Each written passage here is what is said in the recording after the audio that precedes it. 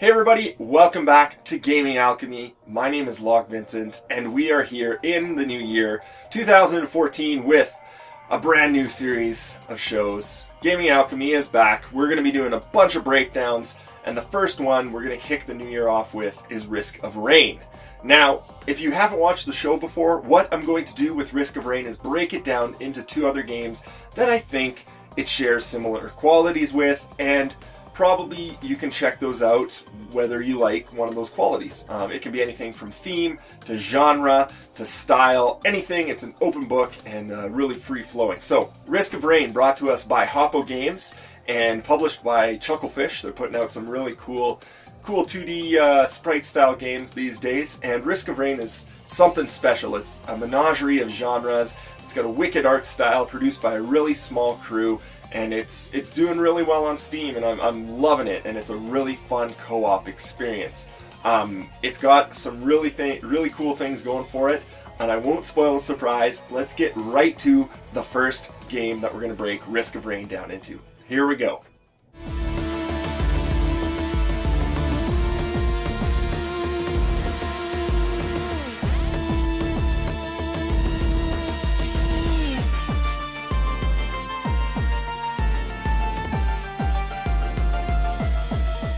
So when you're booting up Risk of Rain, the first thing you gotta know is that it is a roguelike.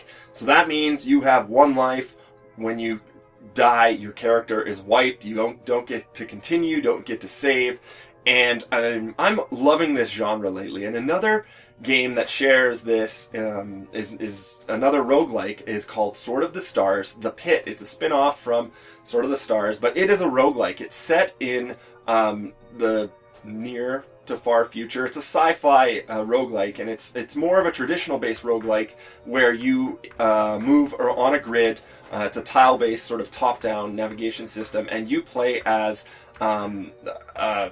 basically a space marine that is investigating this pit. You're going in deeper and deeper and deeper, trying to find out what's going on with this alien menace. And it's interesting because with these roguelikes, both Risk of Rain and The Pit share the idea, they share the gameplay that you are building up your character as you go. Whether it's leveling up, gaining, you level up in both games, and it's got an RPG system to it, and you also gain items that make you more powerful, whether it's a gun or a grenade or that sort of thing. And these can come from different things. Different enemies drop them. Different canisters, boss fights in Risk of Rain. So it's interesting to see that. You don't normally see that where you build up a character and then lose it, especially when you have RPG elements going on. So it's pretty interesting to see that in The Pit here. And it's also class-based. I also didn't know that The Pit was class-based until I played it, because I was like, oh yeah, you can build your character different ways. But no, you can start with a Marine, you can start with a Scout, or an Engineer. And it's really interesting because Risk of Rain also has 10 classes to choose from that you actually have to unlock. That's unfortunate. You do have to unlock them. It takes a little bit of effort to get a couple of them. Some of them are easy, but the classes are interesting because you can tailor the items you pick up and the way you level up your character to sort of a theme, or to better suit the class that you have chosen. So, so roguelike, building up your character, and those class-based systems are really cool in this sci-fi roguelike, The Pit. Now, so that's the first game that Risk of Rain breaks down into. Let's flip things over and check out the second game.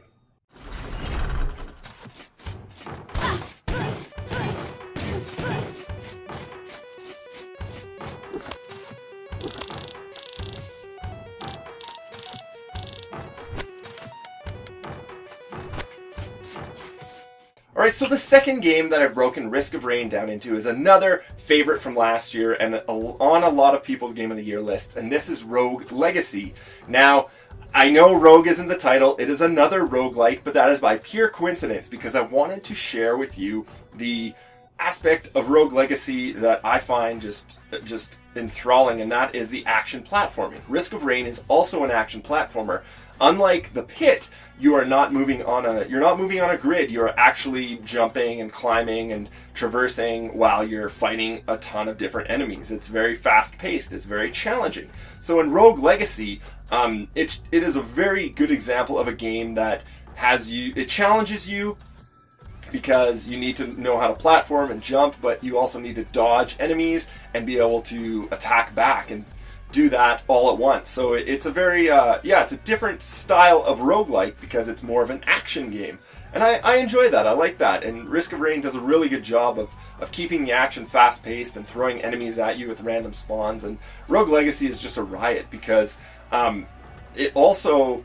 being a roguelike, it also gives you something to strive for. You go on a good run, you're collecting items, you're collecting gold, and if you die in a normal roguelike, your character would be wiped.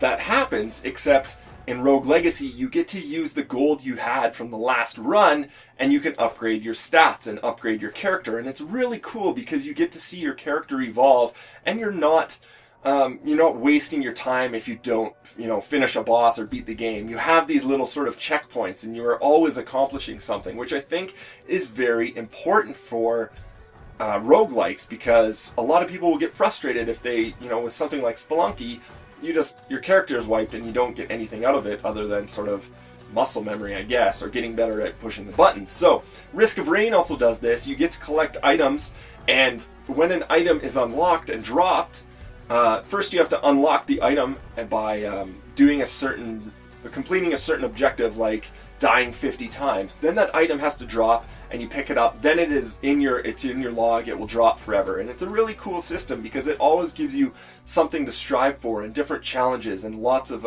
objectives to obtain. So it's cool, and I think this is a really good direction for roguelikes to take. And I'm telling you right now, Risk of Rain and Rogue Legacy both test your skills, but they don't leave you feeling empty-handed when you do eventually die. Because you're going to die. You're going to die in these games a ton, so get used to it.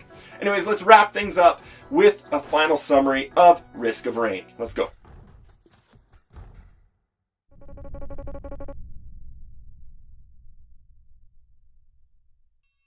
Alright, so we broke down Risk of Rain today. On one hand, we have Sword of the Stars, The Pit, a more classic roguelike, but with classes and an RPG system to build your character and level them up, set in a sci-fi world. Risk of Rain has all of these characteristics with a class-based action platformer roguelike, which we saw in the other side with Rogue Legacy. You put these two games together, you got Risk of Rain. It's a very challenging but fun game. But wait, there's more. It is also co-op. It's awesome. You can have 1 to 4 players, which I have never seen in a roguelike before, and I love it. I can't find another sort of action platformer in this day and age sort of like this. Co-op, running around, different classes, different item drops, different every time. It's all about playing this game over and over and having randomization. The levels are beautiful. Risk of Rain, you got to get the soundtrack. It is amazing. And I can't go finish this show without talking about the art style. It is a perfect example. Risk of Rain is a perfect example of what you can do with minimalism in game art. It's basic 8-bit at that, like just pixels, pure pixels, and the way the art has been constructed just makes it's beautiful. It's one of the most beautiful games and one of the most minimalistic art styles I've seen, and I love it. So go play Risk of Rain, grab Rogue Legacy if you want a challenge, grab The Pit if you want a more classic rogue-like game.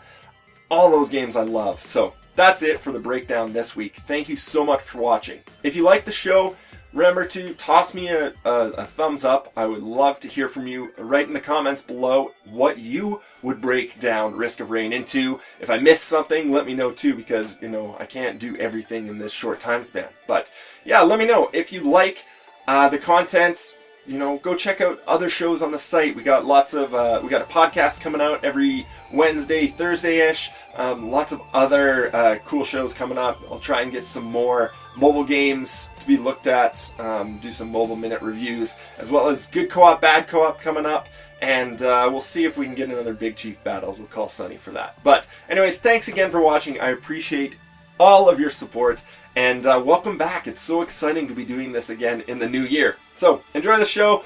I'll do all that fun YouTube stuff, and we'll catch you guys next week. See you later.